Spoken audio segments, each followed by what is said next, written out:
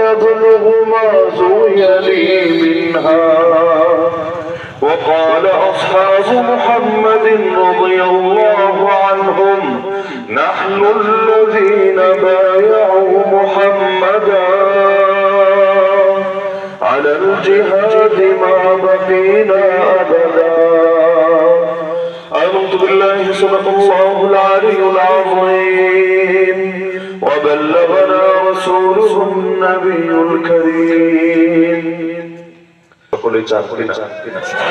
এটার জন্য নিজের দিক থেকে সর্বোচ্চ কোরবানি দেওয়ার মানসিকতা সকলে রাখেন কিনা? বাস্তবতা এটাই, পৃথিবীর মুখে কোরবানি দেওয়া ছাড়া কারো মাধ্যমে যদি ইসলাম জিন্দা হতো, অন্তত নবীগণের কোন কোরবানি লাগতো না। তাদের রক্ত ঝরানো ছাড়া, তাদের জেল খাটা ছাড়া, তাদের উপর এত ত্যাগ, এত কোরবানি আসা ছাড়াই আল্লাহ রাব্বুল আলামিন তাদের মাধ্যমে ইসলামকে জিন্দা করে দিত। আওয়াজ ক্লিয়ার করে, আওয়াজ ক্লিয়ার করে না, শ্বাসটা নেই। তো আল্লাহ রাব্বুল আলামিন যেহেতু নিজাম এটাই বানিয়েছেন যে ইন্না ইজামাল জাযাই মা ইজামিল বালা, আমার নবী বলেন রবের পক্ষ থেকে পরীক্ষা যত বড় হয়, রবের কাছে বান্দার পুরস্কার তত বড় হয়। না হলে আমার আল্লাহ তায়েফের ময়দানে আমার নবীর রক্ত ঝরানো ছাড়া ইসলামকে জিন্দা করতে পারতেন নাকি পারতেন না? আমার আল্লাহ 3 বছরের বেশি আমার নবী জেলে যে জীবন কাটালেন, যেখানে সাহাবায়ে কেরাম পর্যন্ত খাবারের অভাবে গাছের পাতা পর্যন্ত খেতে বাধ্য হয়েছিলেন, এমনকি খেতে খেতে নিজেদের মালিগুলো পর্যন্ত ছুঁড়ে গিয়েছিল, নিজেদের মল পর্যন্ত ছাগলের মলের মতো হয়ে গিয়েছিল। আল্লাহ রাব্বুল আলামিন এই কষ্ট সাহাবীদের উপর আসা ছাড়াই ইসলামকে জিন্দা করতে পারতেন নাকি পারতেন না? তাহলে ইসলাম জিন্দা করার সক্ষমতা আল্লাহর আছে। আল্লাহ তাআলা চাইলে কোন ধরনের বাহ্যিক মাধ্যম ছাড়াই শুধুমাত্র তার আদেশের দ্বারাই ইসলামকে জিন্দা করে দিতে পারেন, কিন্তু আল্লাহ সেটাকে সিস্টেম বানান নাই। বরঞ্চ সর্বযুগের সমস্ত নবী যারা ছিলেন, সেই নবীজনের কোরবানি দ্বীনের জন্য ছিল সবচেয়ে বেশি। সেই নবীরাই যদি দ্বীনের জন্য কোরবানি দিতে পারে, আমি আপনি যদি দ্বীনের জন্য জানও দেওয়া লাগে, এতে কি এমন সমস্যা হয়েছে? আমার গালটা নবীর গালের চাইতে বেশি দামি না। আল্লাহ নবীর গালে তো দ্বীনের জন্য চোখ পর্যন্ত মারা হয়েছে। আমার চেহারা তো নবীর চেহারার চাইতে বেশি দামি না। আল্লাহ নবীর চেহারায় দ্বীনের জন্য থুতু পর্যন্ত ছড়া হয়েছে। আমার গলা নবীর গলার চাইতে বেশি দামি না। আল্লাহ নবী যখন নামাজে দাঁড়িয়েছেন কাবার সামনে, ওই সময় পর্যন্ত উকবা ইবনে আবি মুআইত নামক এক কুরাইশ নেতা, সে নিজের গায়ের চাদর খুলে নবীর গলায় পেঁচিয়ে শ্বাস বন্ধ করে তাকে হত্যা করার চেষ্টা চালিয়েছে। আমার পেট নবীর পেটের চাইতে বেশি দামি না। দ্বীনের জন্য আল্লাহ নবীকে ক্ষুধা জ্বালায় নিজের পেটে পাথর পর্যন্ত রাখতে হয়েছে। আরে আমার কোনো কিছুই তো নবীর চাইতে বেশি দামি না। আমার আঙ্গুলের দাম আর কত? আল্লাহ নবীর আঙ্গুল জিহাদের ময়দানে দ্বীনের জন্য কুরবান পর্যন্ত হয়েছে, সেখান থেকে রক্ত বের হয়েছে। আর নবী নিজের আঙ্গুল ধরে বলেছেন, ওয়াল আনতি ইল্লা ইসবাউন দামিতি ওয়া ফি সাবিলিল্লাহি মা লাকিতি। বুখারীতে আছে, আরে তুই তো একটা আঙ্গুল মাত্র, যা আল্লাহর রাস্তায় রক্ত দিয়েছে। তো যা হয়েছে যেহেতু আল্লাহর রাস্তায় জিহাদে হয়েছে, সুতরাং কি এমন সমস্যা হয়েছে? আমার কোনো কিছুই যেহেতু নবীর চাইতে বেশি দামি না। আল্লাহ নবী যদি দ্বীনের জন্য কষ্ট দিতে পারেন, কোরবানি দিতে পারেন, তাহলে আমার আপনার কোরবানি দিলে কি এমন সমস্যা হয়েছে? আর বাস্তবতা হলো কোরবানি না দিলে দামি হবো কি দিয়ে? নামাজের কি অবস্থা সবাই জানেন, ইবাদতের কি অবস্থা সবাই জানেন। এমন 2টা রাকাত নামাজও পড়তে পারি নাই যেটা আল্লাহকে দেখানোর মতো, এমন একটা রোজাও রাখতে পারি নাই যেটা সাহাবীদের রোজার মতো। তাহলে কিয়ামতের দিন দামি হবো কি দিয়ে? ওমর রাদিয়াল্লাহু আনহু বলেছিলেন, নাহনু কওমুন আ'আযানাল্লাহু বিল ইসলাম, আমরা সেই জাতি যাদেরকে আল্লাহ ইসলাম দিয়ে সম্মানী বানিয়েছেন, অন্য কিছু না। না হলে মানুষ তো আবু জাহালও ছিল, মানুষ তো আবু লাহাবও ছিল, মানুষ তো ফেরাউনও ছিল, মানুষ তো নমরুদও ছিল। তারাও মানুষ, আমরাও মানুষ। তারা দামি হলো না, আমরা দামি হবো কিভাবে? আরে শুধু চোখ থাকলে দামি হয় না, কান থাকলে দামি হয় না, প্রাণ থাকলে দামি হয় না, দেহ থাকলে দামি হয় না। যার ভেতরে দিন থাকে, দিনের জন্য যার কোরবানি থাকে, সে তার কোরবানি অনুপাতে দামি হতে পারে আল্লাহর কাছে। নবীর সাহাবীও তো 1 2 না, প্রায় 2 লক্ষ সাহাবী। কয়জনকে চেনেন? কয়জনের নাম জানেন? কিন্তু খেয়াল করলে দেখবেন দ্বীনের জন্য যাদের কোরবানি অনেক বেশি ছিল, আল্লাহ তাদের নামগুলো, নবীকে ভালোবাসে বেলাল হাবশিকে ভালোবাসে না এমন কে আছে? নবীকে ভালোবাসে সাইয়েদনা হুসাইনকে ভালোবাসে না কে আছে? এমনকি 4 খলিফাকে চেনে না কে আছে? অথচ 4 খলিফাকে কি পরিমাণ কোরবানি দিতে হয়েছে দ্বীনের জন্য। আপনি যদি ইতিহাসের দিকে তাকান দেখবেন কোন কোন বর্ণনায় এমন পাওয়া যায়, নবীকে যেমন বিষ খাওয়ানো হয়েছে, আবু বকর সিদ্দিক রাদিয়াল্লাহু আনহুর খাবারের সঙ্গে তার শরীরও বিস্ফোরণ করা হয়েছে। এমনকি ওমর রাদিয়াল্লাহু আনহু নামাজে ইমামতি করছিলেন, ওই অবস্থায় তার পেটে তল পেটে পুরো ছুরি ঢুকিয়ে দিয়ে নির্মমভাবে শহীদ করে দেওয়া হয়েছে। ওসমান রাদিয়াল্লাহু আনহু কোরআন তেলাওয়াত করছিলেন, ওই অবস্থায় নির্মমভাবে তাকে হত্যা করে ফেলা হয়েছে। আলী রাদিয়াল্লাহু আনহু ফজরের নামাজের জন্য মসজিদে আসছিলেন, ওই অবস্থায় তার গায়ে তরবারি দিয়ে আঘাত করে শহীদ করে দেওয়া হয়েছে। আমাদের ইতিহাসটাই তো অস্ত্র দেওয়ার ইতিহাস, আমাদের ইতিহাসটাই তো শাহাদাতের ইতিহাস, আমাদের ইতিহাসটাই তো কোরবানের ইতিহাস। বাস্তবতা হলো সেই ইতিহাস ভুলে যাওয়ায়, নিজের প্রাণকে দ্বীনের চাইতে বেশি দামি মনে করায়, নিজে ভালো থাকাকে ইসলামকে ভালো রাখার চাইতে বেশি গুরুত্ব দেওয়ায় আজকে সারা দুনিয়ায় আমাদেরকে লাঞ্ছিত অপদস্থ হতে হচ্ছে। না হলে যেই দুনিয়ায় 200 কোটি মুসলমান থাকে, ওই দুনিয়ায় আমাদের প্রথম কেবল ইহুদিরা দখল রাখে কিভাবে? যেই দুনিয়ায় 200 কোটি মুসলমান থাকে, ওই দুনিয়ায় পৃথিবীর পূর্ব থেকে পশ্চিম, উত্তর থেকে দক্ষিণ যেদিকে তাকাই মুসলমানদের রক্ত নজরে আসে কিভাবে? যেই দুনিয়ায় 200 কোটি মুসলমান থাকে, সেই দুনিয়ায় আল্লাহ নবীকে গালি দেওয়া হয় কিভাবে? কোরআনকে অপমান করা হয় কিভাবে? মুসলিম নবীর ইজ্জত নিয়ে ছিনিমিনি খেলা হয় কিভাবে? এমনকি গোটা দুনিয়ার দিকে তাকালে দেখবেন রক্ত দেওয়ার ঠিকাদারে কেমন যেন মুসলমানরা নিয়ে নিয়েছে। আরাকানে তাকালো আমাদের রক্ত, কাশ্মীরে তাকালো আমাদের রক্ত, এমনকি সুদানে তাকালো আমাদের রক্ত, প্যালেস্টাইনে তাকালো আমাদের রক্ত, চীনের জিনজিয়াংয়ে তাকালো আমাদের রক্ত। গোটা দুনিয়া আমাদের রক্ত আর রক্ত। একদিকে রক্ত দিচ্ছে আমরা, আর একদিকে আবার সব গালিও আমাদের জন্য বরস্ত। জঙ্গি, উগ্রবাদী, মৌলবাদী, সাম্প্রদায়িক যত রকম নিকৃষ্ট গালি হয়, এই গালিগুলো অন্য কাউরে দেওয়া হয় না, সব গালিগুলো মুসলমানকে দেওয়া হয়। অথচ মুসলমান যদি উগ্র হতো, মুসলমানদের দুঃসংবাদ ভাবে ভালো থাকতে পারতো না, মুসলমানরা যদি আসলে কর্তব্য হতো, তাহলে মুসলমানদেরকে নিয়ে ভাবে ফাইজলামি করার পর পৃথিবীতে কোনো বাতিল পালানোর জায়গা পেত না। সারা দুনিয়া জুড়ে অবস্থা কেন? সংখ্যা তো কম না, 200 কোটি প্লাস। দুনিয়া তো 2 নম্বরে আছে মুসলমান, 1 নম্বরে খ্রিস্টান 220, ওদের সংখ্যা 220 কোটি। এরপরে সংখ্যার বিবেচনায় 2 নম্বরে মুসলমান 200 কোটির বেশি, আর বাকি ইহুদি বলেন, হিন্দু বলেন, আরো যা বলেন ধারে কাছেও নাই। এমনকি যদিও সংখ্যায় 2 নম্বরে আছে, কিন্তু পশ্চিমা গবেষকরাই বলছে যেভাবে মুসলমান বাড়ছে, আগামী কিছুকালের ভেতরে খ্রিস্টানদেরকেও পেছনে ফেলে সংখ্যায়ও তার 1 নম্বরে চলে আসবে। দুইভাবেই বাড়ছে। 1 নম্বরে মুসলমানের বাচ্চা কাচ্চা কম হচ্ছে না বেশি হচ্ছে? বাচ্চা বেশি হওয়ারে আপনারা খারাপ মনে করেন না ভালো মনে করেন? রবের নিয়ামত এটা, কিয়ামতের দিন নবী গর্ব করবেন এটা নিয়ে। যার ঘরে বাচ্চা বেশি সে আমার নবীর গর্ব বাড়াতে অবদান রাখতে পেরেছে, যার ঘরে বাচ্চা কম তার দিলে না আরো এই শূন্যতা থাকতে পারে যে নবী গর্ব করবেন হাসরের ময়দানে আল্লাহ আমারে কবুল করলেন না এটার জন্য। অপরদিকে অন্যান্য যারা আছে তাদের ভেতরে দাওয়াত দেওয়ার ফলেও মুসলমানের সংখ্যা কিন্তু বাড়ছে। ইহুদি কয়জন হয় নতুন করে, খ্রিস্টান কয়জন হয় নতুন করে, বৌদ্ধ কয়জন হয় নতুন করে, হিন্দু কয়জন হয় নতুন করে, কিন্তু এমন কোন দিন নাই পৃথিবীর কোথাও না কোথাও মানুষ নতুন করে কালেমা পড়ে মুসলমান হচ্ছে না। তাহলে একদিকে দাওয়াতের বরকতে বাড়ছে, আর একদিকে মুসলমানের ঘরে বাড়ছে, দুইভাবে বাড়ছে। কিন্তু শুধু সংখ্যা বাড়লে কি হবে, ইজ্জত যদি না বাড়ে? বাংলাদেশে নাস্তিক কয়টা, বাংলাদেশে বামরাম কয়টা, বাংলাদেশে ইসলামের দুশ্মন কয়টা? কিন্তু সারাটা বছর তো ওরাই পুরো দেশটাকে গরম করে রাখে। অথচ এই দেশে মিনিমাম 14 কোটি মুসলমান নাই, অন্তত 14 কোটি মুসলমান নাই। আর যেই দেশের রাজধানীকে বলা হয় মসজিদের শহর, এমনকি যেই দেশে বিশ্ব ইজতেমা পর্যন্ত হয়, মানে গোটা দুনিয়া থেকে লোক এখানে এসে একত্রিত হয়, বিশ্ব ইজতেমা। এমনকি যেই দেশে এই পরিমাণ মাদ্রাসা আছে, কম মাদ্রাসা পৃথিবীর আর কয়টা দেশে এই পরিমাণ মাদ্রাসা আছে? যেই দেশে এই পরিমাণ মাহফিল হয় পৃথিবীতে পারলে এমন একটা দেশের নাম বলেন যেখানে এই পরিমাণ বাদের অর্ধেক পরিমাণ মাহফিল হয়। বললে বলেন, কোথাও না। না ইন্ডিয়া, না পাকিস্তান, না সৌদি, না টার্কি এত পরিমাণ কোরআনের মাহফিল পৃথিবীর কোথায় হয়? আছে কোন দেশ? এত কিছু হওয়ার পরেও ওই দেশে ও ঢাকা শহরে কোরআনকে পায়ের তলায় ফেলে পিষ্ট করা হয়। আমার নবীকে নিয়ম করে করে গালি দেওয়া হয়। এমনকি স্বাধীনতার 54 বছর পরেও সংবিধানে লেখা রয়ে যায় সকল ক্ষমতার মালিক নাকি জনগণ। অথচ যে লা ইলাহা ইল্লাল্লাহ পড়েছে, আরে সে আলেম হওয়ার দরকার নেই, হুজুর হওয়ার দরকার নেই, খালি লা ইলাহা ইল্লাল্লাহ যে পড়েছে সেও জানে সকল ক্ষমতার মালিক একজনই, তিনি কে? বলবেন কেন? জনগণকে ক্ষমতার মালিক মানলে কি হয়, মালিক মানলে কি হয়? এই দেশের দিকে তাকালেই এটা স্পষ্ট হয়ে যায়। আল্লাহ করে রেখেছেন হারাম, এই দেশে এমন বহু কিছুকে বানিয়েছে হালাল।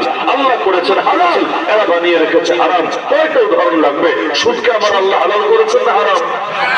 আমার আল্লাহ হারাম করেছেন যেন তারা হারাম না। আল্লাহ বলেন আমার বিরুদ্ধে যুদ্ধ, আমার বিরুদ্ধে যুদ্ধ। বান্দা যদি সুদ ছাড়তে না পারে, যুদ্ধের ঘোষণা শুনে আমার পক্ষ থেকে ফাইল্লাম তাফআলু ফাআযানু বিহারবিন মিন আল্লাহ ওয়া রাসূলিহি। অথচ আমাদের অর্থনীতি চলেই সুদ দিয়ে। একইভাবে আল্লাহর আইনকে তো পুরোই বাদ দিয়ে দেওয়া হয়েছে। আপনি যদি বিচারকের সামনে কোরআন নিয়ে যান, কোরআন যে আমাকে কোরআন দিয়ে বিচার করে দেন, এতে যদি আমার কল্লা কাটা লাগে তাও মানি, আর এতে যদি আমার খালাস মেলে তাও মানে, কোনো সমস্যা নাই। আল্লাহ যে বিচার করেছেন এইটা মানতে আমার কোনো আপত্তি নাই। সাহাবীরা মানেন নাই। এক সাহাবী গিয়ে বলেন ইয়া রাসূলুল্লাহ জিনা করে ফেলেছে, বিচার করেন। নিজের থেকে, অথচ তিনি জানেন তিনি বিবাহিত, জিনার শাস্তি কি এটা তিনি ভালো করে জানেন। নিজের থেকে ইয়া রাসূলুল্লাহ দুনিয়ার শাস্তি মাথা পেতে নিতে রাজি আছি, জাহান্নামের শাস্তি সহ্য করার ক্ষমতা আমার নাই, আমাকে বিচার করেন। নবী একবার দুবার তিনবার তাকে বোঝানোর চেষ্টা করলেন, মনে হয় তুমি চূড়ান্ত জিনা করো নাই, আর তুমি হয়তো টুকটাক কিছু রিলেশনে জড়িয়েছ, হয়তো তুমি স্পর্শ করেছো, চুম্বন করেছো, চূড়ান্ত জিনা হয়তো করো নাই। তো 4 বার পর্যন্ত সে স্বীকারোক্তি দিল। আর ইসলামের বিধান হলো জিনা প্রমাণে হয়তো 4 জন সাক্ষী লাগবে যারা দেখেছে, অথবা যে করেছে সে 4 বার স্বীকার করা লাগবে, 1 বার না, 2 বার না, 3 বার না, 4 বার স্বীকারোক্তি দিতে হবে। সেই সাহাবী দিলেন। আল্লাহ নবীও জানেন এর পরিণতি কি হবে, সেও জানে। এরপরও দুনিয়ার বিচার মাথা পেতে নেওয়ার জন্য রেডি আছে। তবুও যদি জাহান্নামের বিচার থেকে আল্লাহ রক্ষা করে, অবশেষে 4 বার স্বীকারোক্তি দেওয়ার পর নবী বললেন তাকে নিয়ে পাথর মেরে মেরে হত্যা করো। সাহাবীরা পাথর মারতে শুরু করলেন, একজন মারছেন। এক পর্যায়ে ওমর একটা পাথর মারলেন। যার গায়ে মারলো মায়ের আসলামী রাদিয়াল্লাহু আনহু, তার গা থেকে রক্ত বের হয়ে কিছু রক্ত ওমরের জামায় লেগে গেল। ওমর রাদিয়াল্লাহু আনহু একটু ঘৃণার সঙ্গে রুকুচকে ফেললেন। তার কাছে এরকম খারাপ লাগলো, ছি একজন জিনাকার, একজন ব্যভিচারী রক্ত লাগলো আমার গায়ে। আল্লাহ নবী বলেন আরে ওমর করছো কি তুমি? তুমি তো জানো না, ওয়াল্লাহি লাকাদ তাবা তাওবাতান লাউ কুসিমা আলা আহলিল মদিনা লাকাফাতহুম। তুমি শুধু আমার মায়ের আসলামীর জিনার কথাটা মাথায় রেখেছো, কিন্তু তুমি জানো না আল্লাহর কসম করে বলছি সে এমন তওবা করেছে, তার একার তওবা যদি মদিনার সবার মধ্যে ভাগ করে দেওয়া হয়, সবার গুনাহ মাফের জন্য একার তওবা যথেষ্ট হয়ে যাবে। তাহলে সাহাবায়ে কেরাম এটা জানতেন যে দুনিয়ার বিচার সমস্যা নাই, কিন্তু জাহান্নাম ওইটা সহ্য করার ক্ষমতা আমাদের নাই। তো বিচারকের সামনে গিয়ে যদি বলেন কোরআন দিয়ে বিচার করেন, কারণ দুনিয়া সবাই ঠকাতে পারে, আল্লাহ ঠকায় না বান্দাকে। সব আইনে ভুল থাকতে পারে, আল্লাহর আইনে ভুল থাকার কোনো সুযোগই নাই। যালিকাল কিতাবু লা রাইবা ফীহ। এভাবে যদি বলেন বিচারক আছে কোরআন দিয়ে বিচার করবে, কোন বিচারক আছে বাংলাদেশে তার নাম বলেন যে কোর্টে বসে কোরআন দিয়ে আপনাকে বিচার করে দেবে? আছে এমন সিস্টেম? নাই তো নাই। উল্টো আপনাকে বলবে কিরে তুই তাহলে আমার বিচার মানিস না, আমরা যে বিচার বানিয়ে রেখেছি এটা স্বীকার করিস না, তাহলে তো মনে হয় তুই জঙ্গি, তুই মৌলবাদী, তুই সন্ত্রাসী। নাউযুবিল্লাহি মিন যালিক। অথচ এই কোরআন দিয়ে নামাজ পড়বে সমস্যা না, এই কোরআন দিয়ে বিচার এই দেশে চলবে না। কোরআনের রাজনীতি চলে না, কোরআনের বিচার চলে না, কোরআনের অর্থনীতি চলে না, কোরআনের সভ্যতা চলে না, কোরআনের সংস্কৃতি চলে না। তাহলে কোরআন এসেছে কিসের জন্য? কোরআন এসেছেই তো অন্ধকার থেকে আলোর পথে আনার জন্য। কোরআন এসেছেই তো ভুলগুলোকে ঠিক করে মানুষকে শুধরে দেওয়ার জন্য। অথচ সেই কোরআনটাকে মানুষ বানিয়ে ফেলেছে জাস্ট বরকতের কিতাব। বাপ মরেছে কোরআনের খতম করো, মা অসুস্থ কোরআনের খতম করো, বিদেশ যাওয়ার ভিসা হচ্ছে না কোরআনের খতম করো। যদি বলে কোরআন দিয়ে দেশ করো, কোরআন দিয়ে সমাজ করো, কোরআন দিয়ে পরিবার করো, তখন আর আমাদের ভেতরে কোনো খরচ থাকে না। অথচ এই কোরআনের বদৌলতে আল্লাহ আমাদেরকে সম্মানিত বানিয়েছেন, না হলে সম্মানিত হওয়ার দ্বিতীয় কোন জিনিসই আমাদের কাছে থাকবে না। তাহলে এই কোরআনকে প্রতিষ্ঠা করা দরকার নাকি দরকার না? প্রতিটা ক্ষেত্রে আলো জ্বালানো দরকার নাকি দরকার না? যেখানে আলো আসবে না সেখানেই থাকবে অন্ধকার। এজন্য গোটা দুনিয়াটা অন্ধকারে ছেয়ে গেছে। মুসলমান সংখ্যায় তো বেড়েছে, ইজ্জত বাড়ে নাই। না হলে দেখেন 14 কোটি মুসলমানের দেশে আমাদের 1400 আলেমকে, যাদের সাথে আমার সাধারণ জনতা ছাত্র মিলালে 3000-এর উপরে সংখ্যা নিয়ে বছরের পর বছর জেলে ভরে রাখে নাই। নরেন্দ্র মোদী বিরোধী আন্দোলনের পর 2021-এর পর টুকটাক মাজলুম তো হয় সবাই। আপনারাও তো মাজলুম। যে রাস্তা দেখলাম আবার পাম্পে গাড়ি রেখে আসার সময় আমাকে বললো যে এই ইটগুলো সাইদি সাহেবের বিছানো ইট, এরপর আর কোনো কাজই হয় না এখানে। তাহলে মাজলুম তো আপনারও কম না, কিন্তু মাজলুমও তো পার্থক্য আছে। আলেমদের উপর তেমন জুলুম হয়েছে। জেলে বসে এটা শুধু ভাবতাম, দুদিন পর পর মানবাধিকার কর্মীরা আসতো, কারণ জেলবন্দীদের অধিকার ঠিকভাবে রক্ষা হচ্ছে কিনা এটা তাদের ডিউটি, দায়িত্ব বটে। তারা এসে কখনো চোরের সাক্ষাৎকার নিত, কখনো খুনির কথা শুনত, কখনো ধর্ষকের ইন্টারভিউ নিত। কিন্তু একটা বছরে আমি অথবা যারা আমার পরেও থেকেছেন 2 বছর 3 বছর, তাদেরকেও জিজ্ঞেস করে জেনেছি আমাদের কাছে এই পুরো টাইমে ভুলেও একবারের জন্য চেহারাটাও দেখায় নাই, এমনকি আমরা কেমন আছি, বেঁচে আছি না মরে গেছি, এতটুকু পর্যন্ত দেখার চেষ্টা করে নাই। কেউ কেউ তো মরেও গেছে কষ্ট সহ্য করতে না পেরে। মাওলানা ইকবাল একজন ছিলেন নারায়ণগঞ্জে, একই টাইমে 2021-এ যখন গণগ্রেফতারি হয় উনিও ঢুকেছিলেন। একদিকে আল্লাহর বান্দা আগ থেকেই বহুত রোগে আক্রান্ত, বিশেষ করে হাই প্রেশার এবং ডায়াবেটিস। এই রোগগুলো থাকলে নিয়মিত ওষুধ লাগে, আপনারা জানেন। এর মধ্যে আবার রিমান্ডে জুলুম হয়েছে, টর্চার হয়েছে, ওইটার জন্য ট্রিটমেন্ট তো নাই। তিনি বারবার কারাগারে গিয়েও রিকোয়েস্ট করেছেন যে আমাকে আপনাদের ওষুধ দিতে হবে না। যাই ফ্যামিলি বারবার গেটে এসে তাকে চেষ্টা চালাচ্ছে, একটু সাক্ষাৎ করবে, একটু ওষুধটা পৌঁছাবে। কিন্তু করোনার অজুহাত দিয়ে, তখন লকডাউন পুরো বাংলাদেশ, পুরো লকডাউন, করোনার অজুহাত দিয়ে সাক্ষাৎ করতে দেয় না, ওষুধটাও পৌঁছায় না। ওই 2-1 যারা ভালো দারোয়ান আছে, জেল গার্ড, এরা এসে ভেতরে সংবাদ পৌঁছায়, কিন্তু ওষুধও কেউ এনে দেয় না এবং তাকে সাক্ষাৎও দেয় না, আর তাকে ট্রিটমেন্টও দেয় না। বারবার রিকোয়েস্ট করেছেন, শুধু 5 বার বাকি রেখেছেন। আমাদের চোখের সামনে দৃশ্য, এমন কোন ভাষা নাই যে ভাষায় তিনি অনুরোধ করেন নাই যে আপনারা ট্রিটমেন্ট না দিলে নাই, ওষুধ না দিলে নাই, আমার ফ্যামিলি তো দিয়ে যাচ্ছে, আমি নিয়মিত এগুলো খেতে হয়, তো অন্তত এইগুলো আমাকে দেন। দেয় নাই। অবশেষে লাশ হয়ে বের হয়েছে কেরানীগঞ্জ কেন্দ্রীয় কারাগার থেকে। সময় তো বহুত চলে গেল, আজও পর্যন্ত তার কোনো মূল্যায়ন হয় নাই। কি মূল্যায়ন হয়েছে? কোন সরকার, কোন প্রশাসন কবে সরি বলেছে? অন্তত ভুলটা স্বীকার করেছে। আর সরি বললেই সব মাফ হবে তা না, আসল বিচার তো হবে হাসরের ময়দানে। যেদিন আমার আল্লাহ একটা গরুকে পর্যন্ত ঠকাবে না, দুনিয়ায় সিং ছিল না বলে একটা গরু খালি কোথা খেত, দিতে পারতো না, হাসরের ময়দানে আল্লাহ ওই সিংহীন গরুকে পর্যন্ত সিং দিয়ে দিবেন, এবার তুই কোথা, এবার তুই তোর দিলের ছাল মেটা। এরপর আল্লাহ বলবেন তোরা সবাই মাটি হয়ে যা। তো যাদের জান্নাত নাই, যাদের জাহান্নাম নাই, তাদের ক্ষেত্রে পর্যন্ত আল্লাহ ইনসাফ কায়েম করবেন। ওই আল্লাহ এই মাসুমদেরকে প্রশ্ন করবেন না, ওই আল্লাহ এই শহীদদেরকে প্রশ্ন করবেন না, ওই আল্লাহ এই বঞ্চিতদেরকে প্রশ্ন করবেন না, অবশ্যই করবেন। আরে দুনিয়ার বিচার তো কোনো বিচারই না। কয়দিন সিরিয়ায় তো 52 বছরের জুলুম ছিল, ফ্যাসিবাদের শাসন 52 বছরে। আমার এখনো মনে পড়ে, ছোট একটা বাচ্চা মরার আগে সে বলে গিয়েছিল আমি আল্লাহকে গিয়ে সব বলে দেব। বড় কষ্টে, এটা সারা দুনিয়ায় বেশ আলোচিত ছিল। প্রচন্ড অসুস্থ, ওই অবস্থায় সে বলেছিল বোমার আঘাতে দেহ ক্ষতবিক্ষত, আমি আল্লাহকে সব বলে দেব। আমার দিল বলে আসলে বলে দিয়েছে সব আল্লাহকে। আল্লাহ তো ঠিকই শুনেছে, না হলে এদের পাশে কেউ না দাঁড়ালেও কিভাবে অল্প সময়ে আল্লাহ বিজয় এনে দিয়েছে। এমনকি আমার দিল কি বলে জানেন, আন্দোলন সংগ্রাম তো কম হয়নি, বাংলাদেশে বহুত হয়েছে, কিন্তু আমার এখনো মাঝে মাঝে কানে ভাসে ওই কাশিমপুর কারাগারে রাত কখনো 3টা, 3:30, 4টা, এক এক সময় এক এক টাইমে এই যে বুড়া বুড়া আলেম, যাদের কেউ কেউ আমাদের বাপের বয়স, হাঁটতে পারে না ঠিকভাবে, ধরে ধরে হাঁটানো দেয়, এইরকম আলেমরা শেষ রাতে উঠে জায়নামাজটা বিছিয়ে তাহাজ্জুদ শেষ করে দোয়ায় যখন হাতটা তুলতো, আর মাঝে মাঝে, এটা প্রতিদিন নয়, মাঝে মাঝে শুনতাম হঠাৎ একটা চিৎকার, একটা আর্তনাদ, মানে এটা কোনো কৃত্রিম চিৎকার না, দিলের ভেতর থেকে এসে আসা চিৎকার। হঠাৎ বল আল্লাহ, ওই যে বলে আল্লাহর কাছে বিচার দিত। আমার দিল বলে এই ফরিয়াদ যার বিরুদ্ধে পড়েছে, ওর পতন হবে না, ওর লাঞ্ছন হবে না, তো দুনিয়ার বুকে কার হবে? মাজলুমের মধ্যে এমন জিনিস, নবী তার এক সাহাবী সাহাবীর চাইতে ভালো ইমানদার আছে নাকি? দুনিয়া সব হুজুরে এক পাল্লে ওখানে সাহাবীর পায়ের ধুলো সমান হবে নাকি?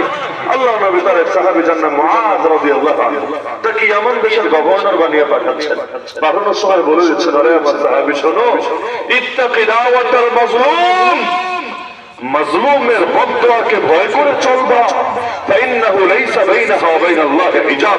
আরে মাজলুম যেই হোক, ইমানদার হোক কাফের হোক যেই হোক, মাজলুমের বদদুয়া আর আল্লাহর মধ্যে কোনো পর্দা থাকে না। তুমি সাহাবী, তাতে কি? মাজলুমের বদদুয়া যদি তোমার উপরও লাগে, তোমার উপরও, তুমি পৃথিবীর বুকেও টিকতে পারবে না। জুলুম আর বেয়াদবি এমন জিনিস, সেগুলো শাস্তি আখিরাতে লাগে না, দুনিয়াতে আসে। জুলুম আর বেয়াদবি, এজন্য চেষ্টা করেন, পাপী তো ভাই আমরা সবাই পাপী, পাপী না কে, কিন্তু চেষ্টা করেন, পাপ তো বহুত করি, তো জিন্দেগিতে কখনো বেয়াদবি, সেটা বাবা মায়ের সাথে হোক, আলেম ওলামার সাথে হোক, কোরআন কিতাবের সাথে হোক, যে কোনো ধরনের বেয়াদবি যাতে কখনোই না হয়। একান্ত হয়ে গেল সময় থাকতেই যাতে মাফ চেয়ে নেওয়া যায়।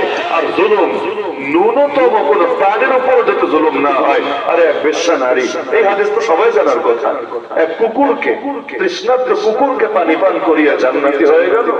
আর এক ভালো নারী, ইবাদত গুজার নারী, একটা বিড়ালকে বেঁধে কষ্ট দিয়ে খাবার না দিয়ে হত্যা করার কারণে জাহান্নামী হয়ে গেল। তাহলে একটা বিড়াল আর কুকুরের উপর জুলুম করার, অনুগ্রহ করার পরিণতি যদি এমন হয়, তাহলে সৃষ্টির সেরা জীব হলো এই মানুষ। সব বিচার হবে, সব বোঝাপড়া হবে। আমি তো মনে করি এমন কোন চাকরিও ইমানদারের করা উচিত না যেখানে ইচ্ছায় বা অনিচ্ছায় কারো উপর জুলুম করতে পারে। ইমাম আহমদ বিন হাম্বল নাম তো শুনেছেন, তাই না? চার মাযহাবের এক মাযহাবের ইমাম। ইমাম আহমদ বিন হাম্বল তখন জেলে বন্দী, পুরো হয়ে গেছে। পরপর তিন জন খলিফা তারে জুলুম করছে, খলিফা নামে খলিফা, তিন জন তারে জুলুম করছে, মারতে মারতে বুড়ো বয়সে প্রতিদিন নিয়ে তারা চাবুক মারছে, প্রতিদিন পিঠের গোষ্ঠীগুলো কেমার মতো হয়ে গিয়েছে।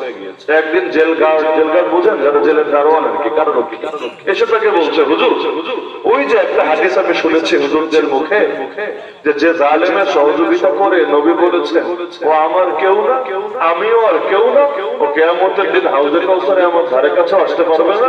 তো হুজুর আমিও জালেমের সহযোগী হয়ে যাচ্ছি না, যেহেতু আমি আপনাকে জেলে আনি নাই, ঠিক আছে, কিন্তু আমি তো বন্দি রাখছি, আমি তো তালা মেরে রাখছি, আমি জালেমের সহযোগী হচ্ছে কিনা? তিনি বললেন, আরে না, তুমি জালেমের সহযোগী না, তুমি নিজেও একটা জালেম। জালেমের সহযোগী কাকে বলে? যে জালেমকে খাবার রেখে দেয়, যে তার কাপড় ধুয়ে দেয়, যে তার চুল আছড়ে দেয়, যে তার জুতো এগিয়ে দেয়, এগুলো হলো জালেমের সহযোগী। আর তুই বেটা তোর হাত দিয়ে জুলুম করে নিচ্ছে, তুই নিজের সহযোগী বইলা পাপ হালকা করিস না, তুই নিজেও আসতো একটা জালেম। তাহলে এমনই জিনিসটা আপনি চিন্তা করেন, আসিয়া চেনেন সবাই, কার বউ? মাশাআল্লাহ সবাই জানেন, ফেরাউনের স্ত্রী আসিয়া। ফেরাউন মরেছে এমন বেঈমান হয়ে, মরার আগে আল্লাহর নাম মুখে আনতে চেয়েছে, তবু আল্লাহ পছন্দ করেন নাই, ফেরেশতা গিয়ে মুখের মধ্যে একদম কাদা মাটি ঢুকিয়ে দিয়েছে, তোর মুখে আল্লাহর নামে শোভা পায় না। অপরদিকে তার স্ত্রীকে আল্লাহ এমন কবুল করা করেছেন, সুবহানাল্লাহ।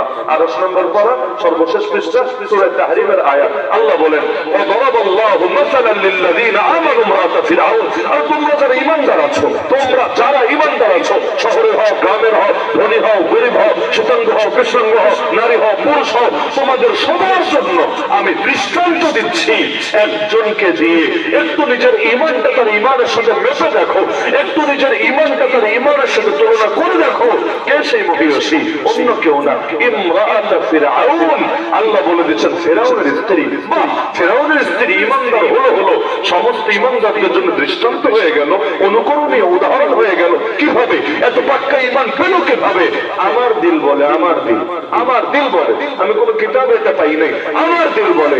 এই পুরোটাই ছিল একটা জিনিসের বরকত। বাংলায় একটা কথা বলে, খেদমতে কি মেলে? শোনেন না জীবনে, খেদমতে কি মেলে? যখন নবী মুসা ভাসতে ভাসতে এসেছিলেন ফেরাউনের ঘাটে, ফেরাউন যে কিছু বোঝে নাই তা না, রাজনীতিবিদরা এত বলদ হয় না, তাই না? অত মাথা মোটা হয়ে তো রাজনীতি করা যায় না, রাজনীতিবিদদের ঘিলু একটু বেশি থাকে স্বাভাবিক। ফেরাউন কিছুই বোঝে নেই, এমন এত বাচ্চারে মারলো নিজের গদি টিকাতে, কোথাও কোনো অলৌকিক অস্বাভাবিক কিছু ঘটলো না। আর এই বাচ্চা কোথ থেকে ভাইসা ভাইসা, বাপের খবর নেই, মায়ের খবর নাই, আর কোথ থেকে ভাইসা ভাইসা।